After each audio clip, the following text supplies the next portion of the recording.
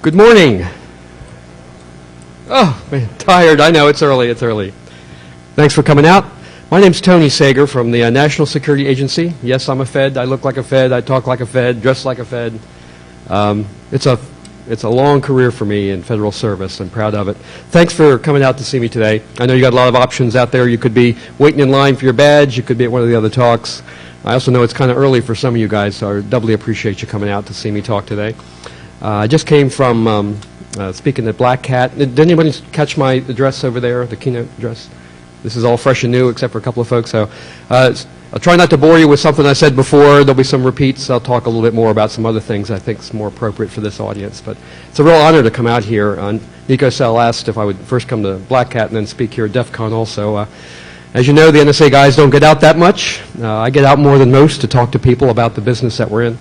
My goal today is I'm going to tell you a little bit about what we call the information assurance business at NSA. This business of dealing with the world of vulnerability and network security, and there's all kinds of names that have developed over the years with it. It's a really challenging, important national problem. You guys are a part of this community that deals with this kind of stuff. And I think that my goal is I'm going to tell you a little bit about our mission, what we do, the kind of business I personally have been in for a long time. I hope that you'll be, number one, surprised by how open NSA has been in terms of the work that we do and the stuff that we give out into the community. And I also hope that by the end of this you'll figure out that we might have a lot more in common than we do different. So aside from the way I dress, of course. Anyway, so just for a little bit of context, I really am a lifer at this sort of business. So I started at NSA, it'll be 30 years next month. And I actually have a little over 30 years of federal service. I spent a couple years in summer jobs for the Department of the Army as a mathematician, kind of junior guy, mailroom clerk, and all that kind of beginner sort of work that you do when you're starting out. And then wound up at NSA starting in September of '77 after I got out of college as a young mathematician. And little did I know what I was getting into. Very exciting career, a lot of great opportunities. And the context is kind of this. In fact, the world is so different now than when I started. In fact, the world I started in, a lot of you were not even alive at that point. The world of technology was entirely different, right? When I started, my kids love this, I took the only computer course that my college offered. I mean, that was it. There was one Fortran programming course, linear programming for math geeks, and I thought, man, who wants to do this? You know, punching cards. I know that sounds like a dinosaur stuff, right? Punching cards, carrying card decks, trying to talk the guy at the computer center into giving me more than 2 runs a day, screwing up the JCL cards all the time. You know, that was a really different kind of business. And I thought, who would ever want to get involved with this? And then when I got into professional life at NSA, it was a lot different.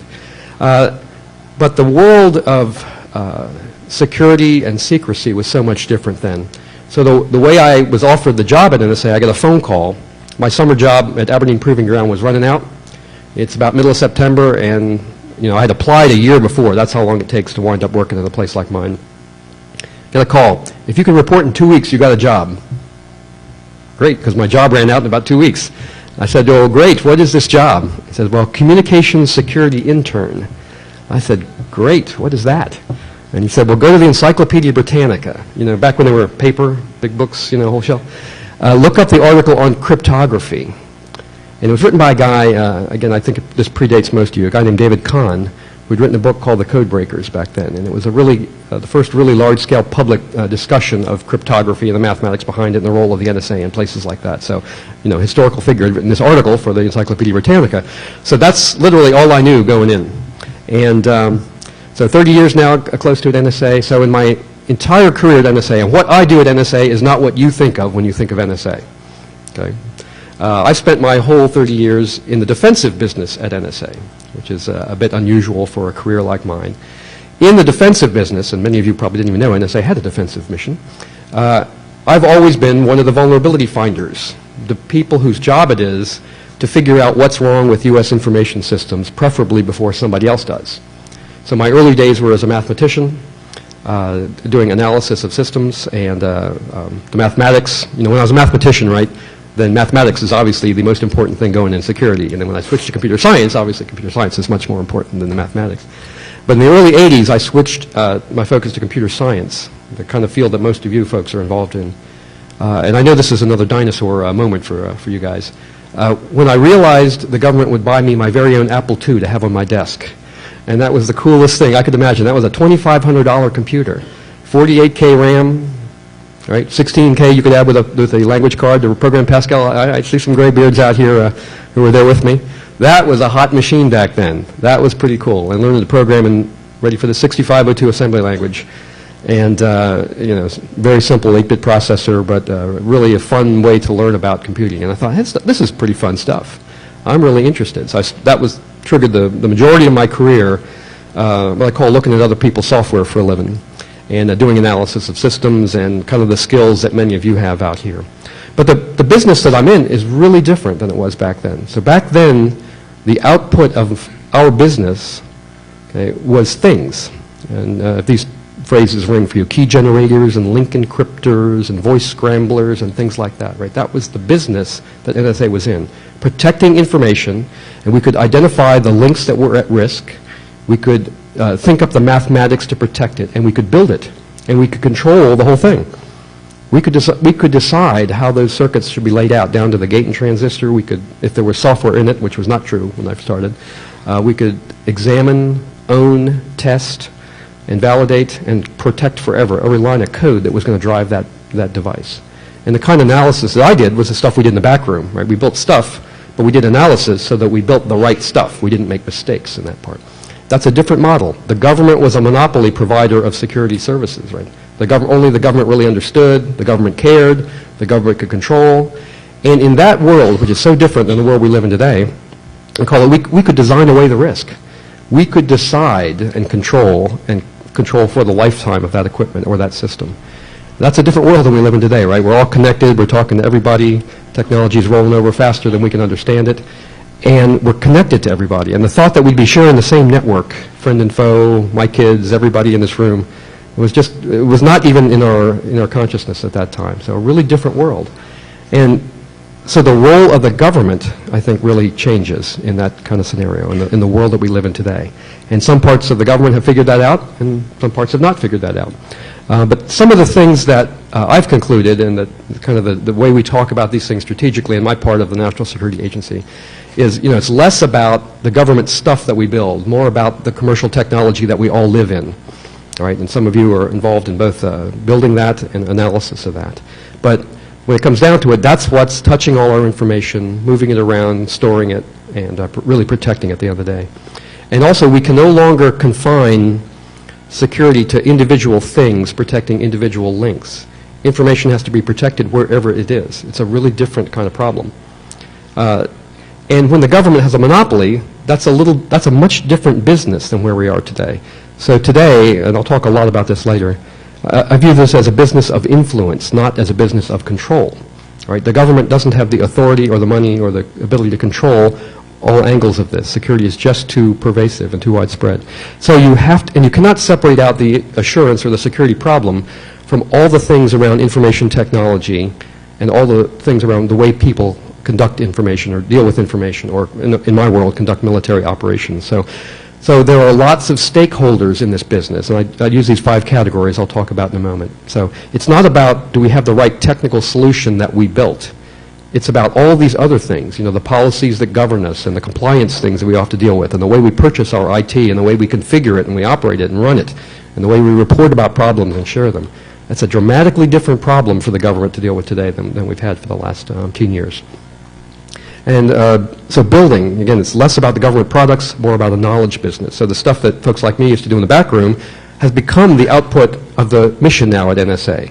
An understanding of the vulnerabilities in technology is really more important than taking apart any one thing and then building the best possible thing. Because, frankly, the way the government builds things, we have lots of restrictions on funding and oversight and all this. We cannot build things fast enough, nimble enough, responsive enough to the marketplace.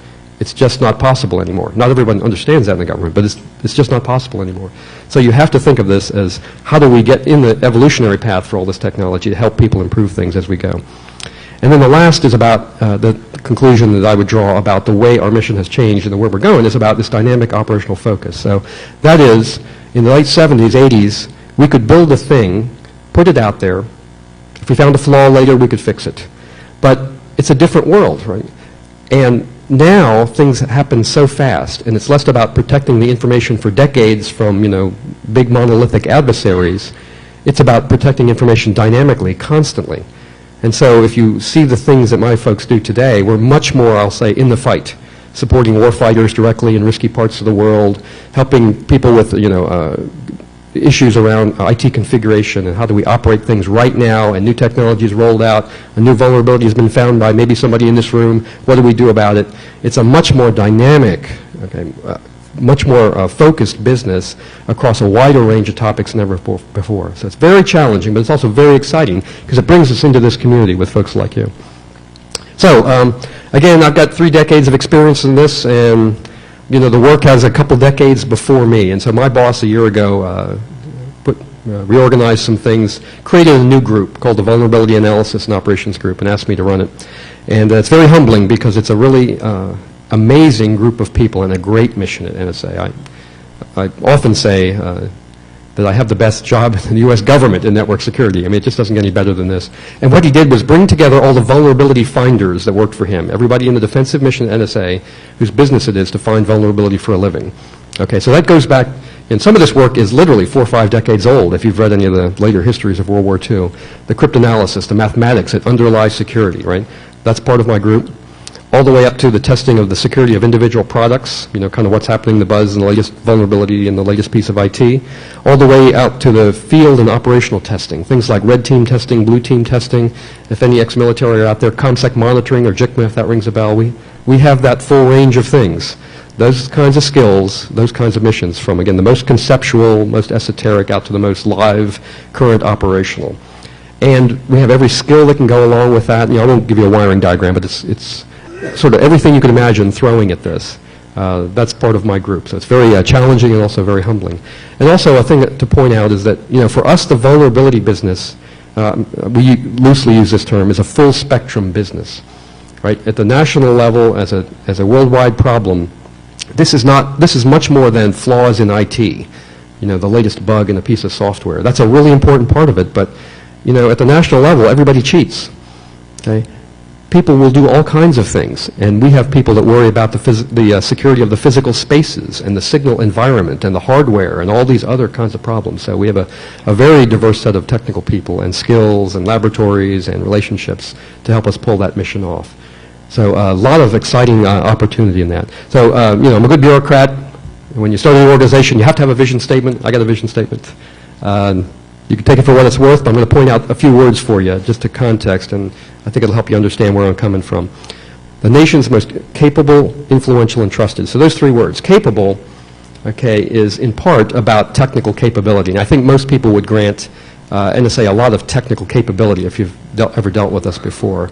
But capability is also about mission capability. Can you deliver those skills at the right place and the right time to do something useful? That's a really different kind of problem. And I mentioned how dynamic this world is now. And so it's not about, studying and studying, coming up with the best technical answer, the most technically capable. It's about figuring out how to deliver that kind of skill at the right time, the right place. That leads me to influence, I mentioned earlier, about how I see this as really as a business of influence now, which means helping people all across the spectrum of stakeholders in this business, how to improve. And I'll walk you through an example of that.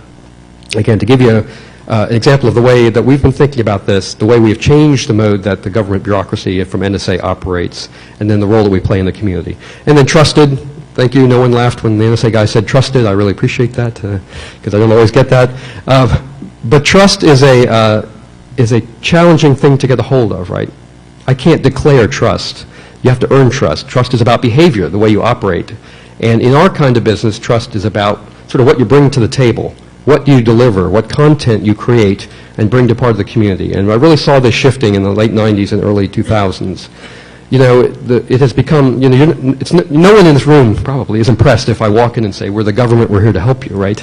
Or we're the government, we're here to organize you. The model is a lot different. There's a lot more openness and connectivity in this community. So people really don't care whether you're a government agency, a multinational corporation, Joe's garage shop, or somebody working out of their basement. You're capable of creating intellectual property that didn't exist, that's critical to everybody else. Isn't that a really weird, exciting world? And so you have to think of trust as what do you bring into the table? And people really don't much care about the authority or the oversight or whatever, at least not the world that I live in anymore. So trust is about behavior. So again, I'm not asking you to trust me. I'll give you examples of what we have done and how we operate. to bring ourselves and the content that we create into the community, and you can just decide for yourself. And then actionable information, just a quick sentence on that or so. You know, when I started, you could make a great living just poking holes in other people's stuff. And it's great work if you can get it. But, you know, I tell people if knowing about vulnerabilities was the solution to the national problem, then we were all out of work 5 or 10 years ago, right? We're awash in vulnerabilities. We find them all the time in every product, in every aspect of the way we operate today. The challenge is, can we take that knowledge, put it together in some useful way that's actionable, that is, that changes things about the environment and improves security? And so, again, I hope I'll walk you through an example of how we've done that. So real quickly, this is kind of my simple management model about thinking of the information assurance business and its pervasiveness. And I remember I mentioned earlier the stakeholders in this business. And so for my simple purposes, it's useful to divide all the stakeholders around security into 5 bins. Okay, and you can see them up here. And why do I do that? Well, number one, because if you think of all the folks and organizations and oversight things that are involved in this, it just makes your head hurt. There's no way to get a handle on it. So you have to simplify the problem a bit. And you have to think about this problem. And the reason you need to think this way and categorize things is that here's a challenge in security. Every one of these categories of stakeholders thinks of this problem differently. You know, how to solve the national problem. And each of them speaks a different language, which is dramatically different. So if you're going to have influence or change behavior, you have to speak to people in their language is the bottom line, right? And you guys are in the practitioner category by and large, I'm sure. That is, you live and breathe and think security. You know, this is your preoccupation or your profession or whatever you bring to the table in this. And I know it's a shock to some of you, but most of the world could care less about the things that we care about. They don't speak our language, right? It's not that important to them. You can give them infinite lists of vulnerabilities. That's not actionable in their world. They can't change behavior based upon that. But this is the world that we live in as practitioners. You know, what is vulnerable and the technical issues and configuration things and basic flaws and conceptual problems and algorithms and so forth. This is the world that we live in. And it occurred to me, just for a quick historical story. Now, this story is about 6, 7, close to 8 years old now. I'm telling the story kind of more simply than it happened, and a little bit more linearly than it happened. Okay, but you got to have a good story. As I say, it's good enough for government work, so I'm going to tell the story this way because I'm telling the story. But it's a really exciting kind of change in perspective for the government. And I didn't think of this all ahead of time. This kind of evolved as we went along. What happened is in about late '99 or so, my group at NSA, I had a group called the System and Network Attack Center at NSA. Good guys, I promise you. And one of our businesses was blue team testing. That is going out to help system administrators in the Defense Department and doing kind of the usual stuff, right? Scanning for vulnerabilities, configuration analysis of the components that are out there and so forth, and give recommendations, that sort of thing. And we had produced a very successful, what we call a security guide for Windows NT as a byproduct of that. It wasn't a specialty product. There wasn't like a separate group of people doing it. It was just a byproduct. And we did it as much to train our own people as we did for anything else. And it became kind of a giveaway, something we could give to customers when we left. Hey, these are the kind of criteria we test against. Right? And this is really nitty-gritty, you know, registry level kind of advice that we would give out. And it became something we could give to people when we didn't have time to go visit them. We didn't have the resources to visit everybody that wanted us to come visit. But it became very successful. And a number of folks kind of grabbed it, used it, adopted it maybe. Successful to the point where DISA, the Defense Information Systems Agency, adopted it as kind of the official DoD standard. Now, DoD standard does not mean what you might think it means. It doesn't mean if it's a DoD standard, everyone at DoD is using it. It's a lot more complicated than that. But it was very successful. And around that time, then Windows 2000 started to emerge as an issue for the Defense Department. Okay, when should we roll over? How should we operate it, and so forth? And my team, who had worked on Windows NT, you know, these were the blue team folks. This wasn't some big, gigantic room full of folks whose specialty was thinking about configurations and writing guides. They showed up and said, Tony, we've looked at this Windows 2000 thing, and it's a lot bigger than the NT, and we're not sure we can do this. What are we going to do? You know, we don't have any more people, and we don't have any more resources. What do we do? And I said, okay. And we thought about it for a few seconds, literally, and said, let's go call everybody else in the U.S. government that has a similar Windows NT security guide and see if they want to work together. And that's kind of what the state of the art was in the late 90s, early 2000s, right? We did a quick count. There was something like mid-teens unique Windows NT security guides floating around, sponsored by some government agency somewhere. That's the best count that we could come up with. And we literally tried to get a human being's name and call down the list and say, hey, you worked on NT, what are you going to do about 2000? Do you want to work together? And here's an inside secret about the sad life of government bureaucracies, right? Literally in an afternoon, that list evaporated from 14 down to 2 or 3. So what had happened? People had been reorganized, lost the mission and funding, whatever, that just kind of evaporated. Some of them had adopted our guide or, were getting their advice from somebody else. So this big market of unique products had kind of dissipated. So at the end of the day, it was us, our friends at DISA, and I think Navy Spay War had a little bit of help that they would offer. And another belief was kind of building in my mind at that time. I said, now why is the Defense Department's problem any different than the rest of the government's problem? And why is that any different than the rest of the community's problem? And I couldn't come up with a reason why they were different. So I started calling other people that were kind of in the security advice business, like the SANS Institute. I'm sure many of you have taken classes from them. And then there was a little nonprofit starting up called the Center for Internet Security. And I said, so what are you guys going to do about Windows 2000? And I don't know, what are you going to do? And then it all came down to, well, why don't we do something together? So that started an informal movement of folks, practitioners, to get together and develop security guidance up front. And we call this the Consensus Guide for Windows 2000. I wrote a open press article that's floating around on the web at various places. If you're interested, there's a link I could tell you about. And what I wanted to explain was from NSA's perspective, why were we doing this? Both as a resource thing and a community thing. But that became the start of a partnership that's lasted through these years of practitioners working together. Right, so my goal was to bring the advice givers together. Why should our customers have to decide, do I trust the NIST guys more than the NSA guys, more than the DISA guys or the CIS folks? It didn't make any sense to me. Why don't we work together up front, and we can come up with maybe something even better than any one of us would have on our own, and by the way, we could share labor, right? So that made a lot of sense to me. So practitioners, this has become the model now, and you may have seen some of the press about us working with Microsoft up front on the shipped security configuration for Vista. I'll mention that in just a bit. So rethinking the way we did this up front. So big change for a government bureaucracy, especially a really secretive place like ours. In parallel, some of you may have noticed that we started a campaign to release all this to the public. Okay, so that I got permission to post on the NSA public web server the security guides. And this was major culture shock within NSA, just take my word for it. But really was quite a dramatic change in the way we thought about this problem. And again, for me and my team, it was based on this belief that we really couldn't see what our baseline security problem, why was it different than everybody else's problem? And by the way, since everyone's connected to everybody, right, there is no standalone Defense Department to be protected anymore. We're hopelessly interlocked with our business suppliers and our partners and all these communication systems and weather data from public sources and all kinds of stuff. So our security now depends on everybody's security, right?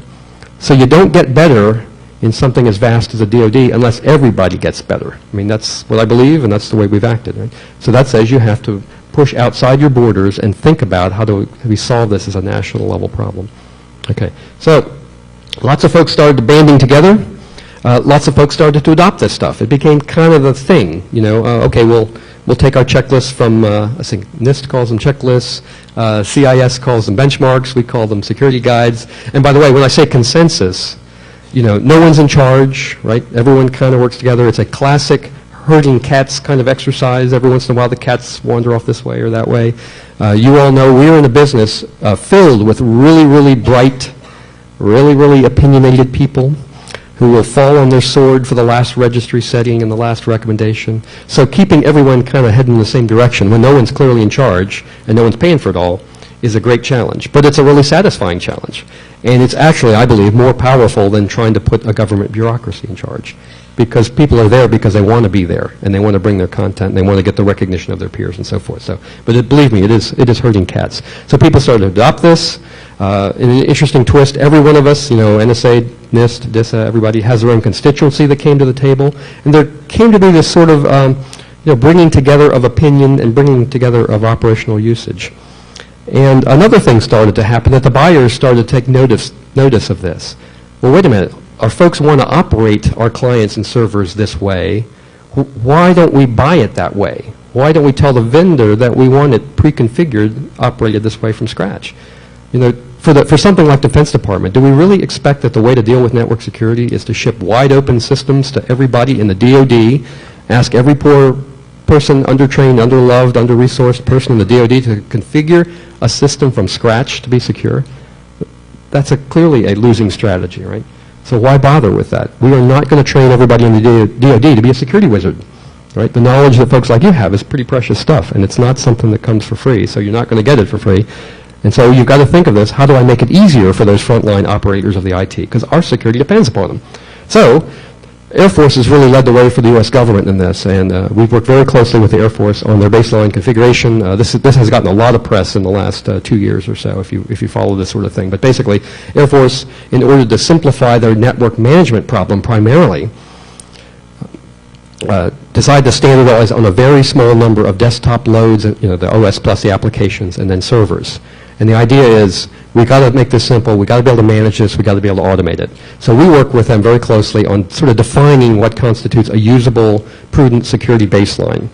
That has become a really important thing, and we work with them very closely to track breakage. That has become the model now for the entire U.S. government by mandate from the Office of Management and Budget. That is, every government agency is expected now to follow this basic model, right? Tighten up your systems, define a baseline configuration, work with the security community to define what that means, tell the vendor this is what we're going to buy from you. We are now reversing the security problem. Why do things break? Well, every time you tighten security, applications break. Well, why do they break? Well, because we never told anybody what our runtime environment would look like in terms of security. So vendors write in whatever manner, use whatever ports, whatever services are convenient for them. Okay? But now, as you can define what a DoD system looks like, you can turn to your software developers and your suppliers and say, before you sell to me, you need to certify that it will run in this environment. And Microsoft is a participant by creating virtual images by which vendors can test and we can certify their products will run in this environment, right? So it's reversing the security equation. So it's a tremendously powerful idea that is now becoming the model for the entire U.S. government. And I'm sure that will spin off if you're a supplier to the government. The government is worrying more and more about, hey, if you're a supplier to me, I expect the same level of network security in your network when you're handling my data and my resources as I do for my own. So prove it to me, right? Show me that you are operating by the same technical policy that I am. So, of course, then the vendors have to be involved in this, the big OS vendors and everybody else. Because, frankly, if this is the way the buyers want it, then they will deliver it. But, what they don't want is some gold-plated standard that breaks things and causes them lots of expense to answer the phones and troubleshoot and so forth, right? So they say, well, I might as well work with the security geeks up front so that we make the right kind of trade-offs in operational capability vice security. And so that has led to close working partnerships with the major OS vendors on sort of what constitutes a baseline security configuration. And then a whole new market has popped up in the last several years, partly through personal lobbying and partly through just people seeing this opportunity for themselves. Well, wait a minute. If these enterprises want to run their clients the NIST way or the CIS way or whatever, well, I'm going to tweak the tools I've already sell into the market to measure and report on compliance against those benchmarks, right? So that has become an emerging market in a pretty big way now. So you can say, well, I want to run my clients this way. There are measurement tools from any of the major IT security tool vendors, and they operate in kind of this fashion. And then what happened, even better, was folks who are authorities, people who have sort of regulatory or oversight things. And all of us are governed by something in our lives, FISMA, HIPAA, Sarbanes-Oxley, and all these large-scale, well-meaning, handle data responsibly kind of things that are happening today. This is where a lot of the money is going that should be spent on security. And they all want good security, but they don't really define it very well. So what's happened with all this sort of security guidance and stuff that I talked about, NIST has really leaped on this and said, hey, you need to operate your IT this way, and that will take you down the right automation path for FISMA compliance, specifically for the U.S. government. So a very powerful idea that takes away a lot of this sort of Wild West, well, how do I comply? Well, I have to write a lot of paper to convince somebody that I complied with FISMA. That's kind of how the world works today. And when you see, government agency so-and-so, including us, gets a D or an F on the report card, that's what they're reporting on, is the quality of the paper that's being generated to prove they did the right thing. But it doesn't link very well to the technical, what did they actually do? All right, so that's what's happening now, is NIST in particular is leading a group to make that linkage and to clarify that so that everybody individually, every agency individually across the U.S. government doesn't have to make that case for themselves, which is just a tremendous waste of resources. Okay, so I kind of walked through this quickly. This is a multi-year story that really started from a pretty modest beginnings, right? Thinking about testing systems. What would my recommendations be? Let's go find the people that kind of work in the same sphere with us, the practitioners, people that start to adopt it. You know, and the real breakthrough was creating guidance in actionable form.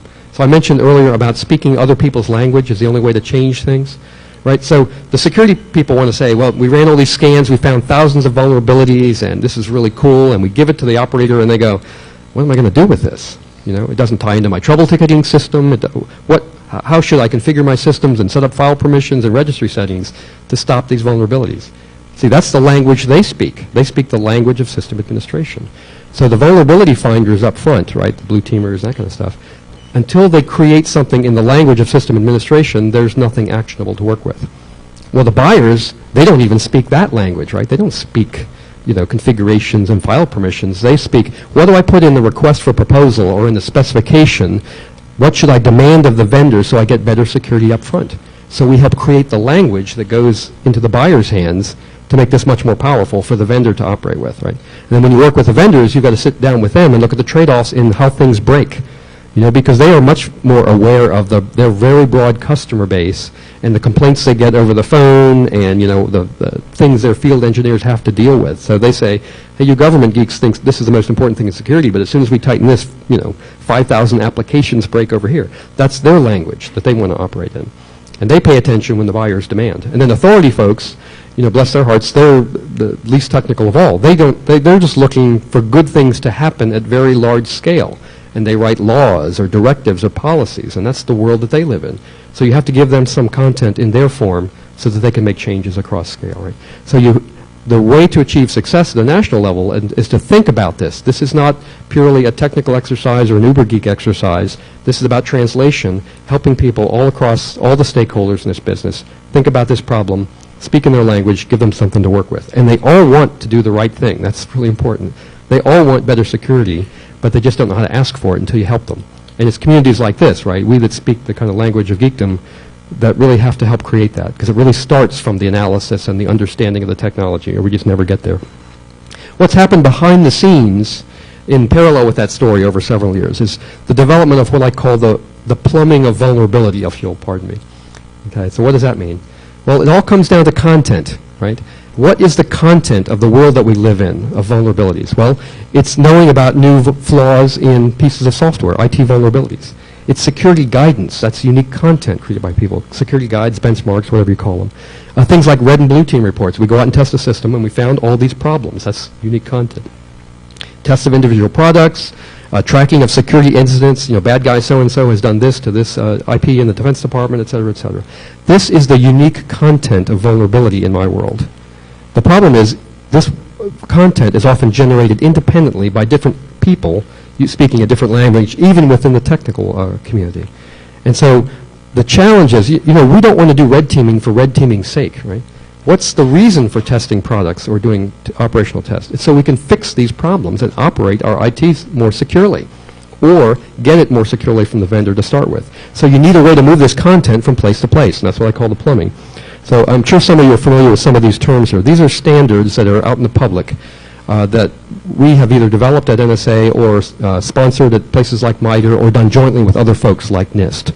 Okay, so it's not all uniquely from us. But CVE is the standard naming scheme for vulnerabilities out in the public. It's kind of the universal language of how we refer uniquely to flaws in IT.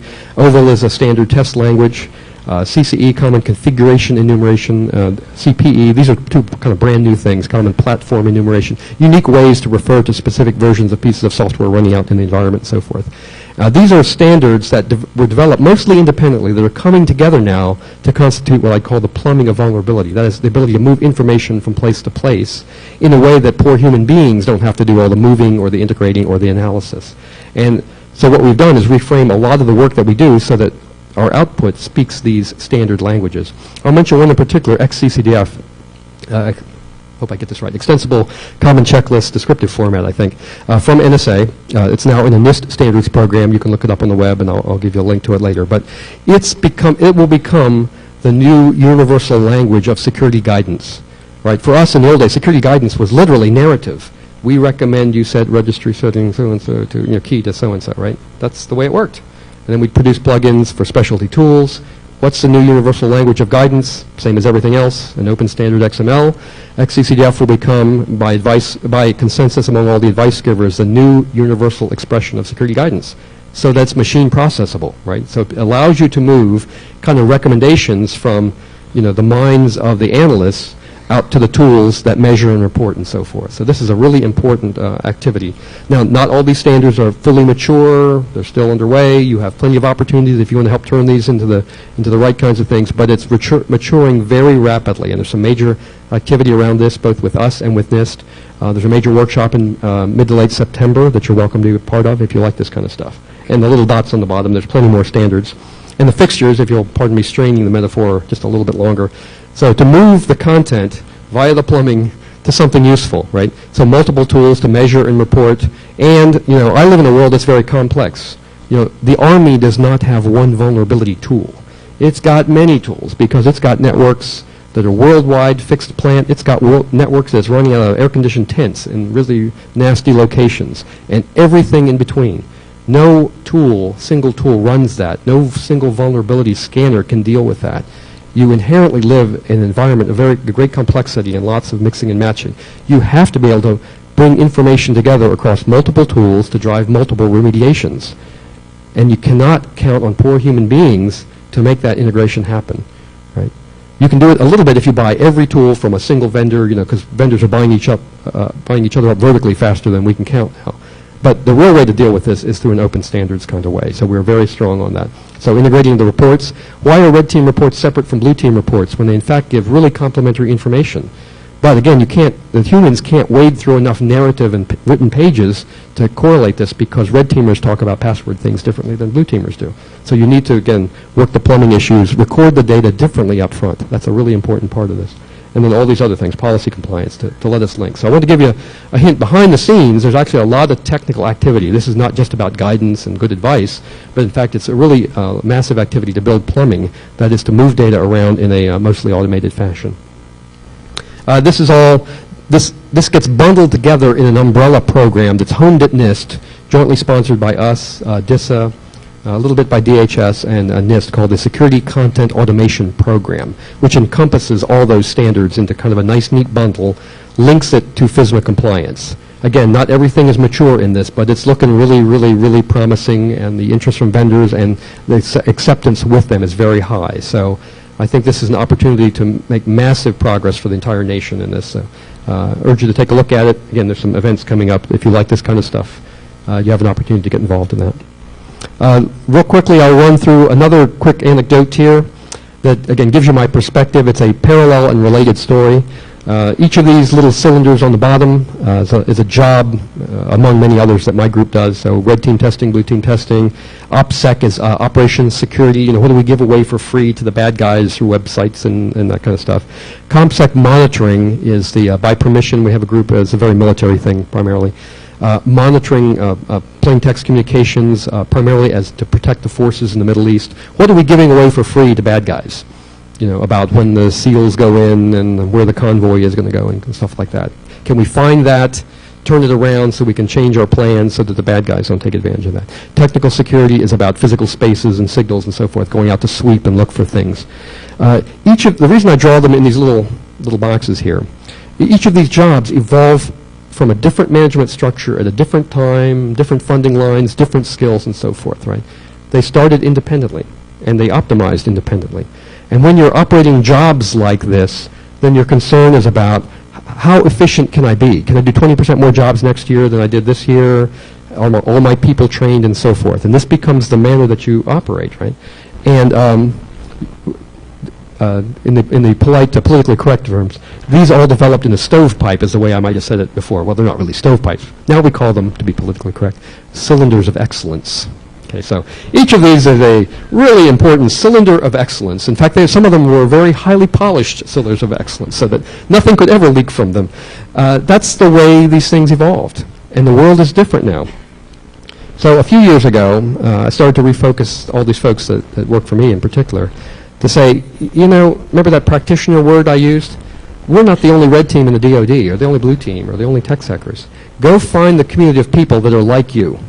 Right? Go find the rest of the community In most cases, all modesty implied, NSA will usually have the biggest and baddest team. I mean, that's just the fact of where we happen to sit. But, when you're the biggest and baddest in a community, then your responsibility is to go help others. Okay? So go find the others. Let's start acting like a community. What does the community do? Well, they get together. They share lessons learned. They swap tools, right? They come up with ways to record the data so they can be correlated. They host events. They train people. They certify organizations. And so now we do all those things across every one of those communities, or within every one of those communities. Some formalized for the DoD, some less formal. Okay? So that became a big theme for us maybe 6, 7 years ago, and I think it's been a very successful way to think of this.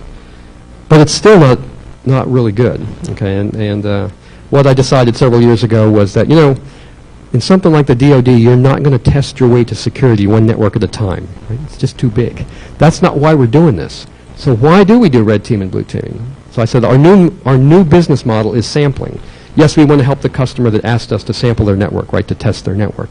But the real value, the long-term win for the DoD is sampling. That is, what can I learn about this that will help me solve this problem at scale? All right, so remember, 7th grade science, what's the purpose of sampling? It's so we can draw conclusions about the underlying population. So that became our model. Let's learn from not only red, but blue in all these jobs. What conclusions can we draw about the real problem? What's most common? What's the root cause? Where's the best place in the life cycle to solve this problem? That really became the mantra. Okay, this business is about sampling the environment, then deciding where among those stakeholders is the optimal place to solve this problem. So you see how this parallels as we put this together? And then we have a buzz phrase for this called integrated analysis and reporting. That is, if I learn it in the blue team kind of world, I need to know it for the red team kind of world. Right? It's interesting, when the red teamers do things, by the way, people don't realize, they're very quiet and stealthy and narrow. They don't really get to see most of the network because they don't look around because it's too noisy. Right? So they demonstrate exploitation scenarios. So it's interesting to me that a red team succeeds, but until you match it up with like a blue team view, what's behind the firewall and how are the systems configured and what critical things are dependent upon that piece of IT, you don't really have a very good picture as to what's going on. And then ComSec monitoring, you get to see, we just gave away really important information that's a critical part of red team scenarios that bad guys could be exploiting, right? So integrating this information across multiple sources is a really important thing. But you can't do it the way we were collecting the data before, right? Because how would you do it? Would you put your best human beings in a room with literally thousands of pages of narrative trying to sort that out? It's impossible. So you want technology to do the grunt work. So you need the same plumbing that I talked about before, right? Let's record our data from red team and sensors and blue teamers up front differently, and then we can bring it together, let the technology do the grunt work of the 60-80%, just the simple stuff. Let's turn the human beings loose on analysis, because that's really what we want them. So that became our whole different way of thinking about this problem. So I wanted to share this story really briefly with you because it's in parallel, and it shows you kind of the way we've been thought about this, the way we've reached out to a much broader community of folks beyond us in a sort of different than the guidance stuff. Okay, so I'm an old guy in computer security. I've never had another job. Some people will say I've never had a real job. But I've learned a lot of things, so let me just show you a couple things to wrap up.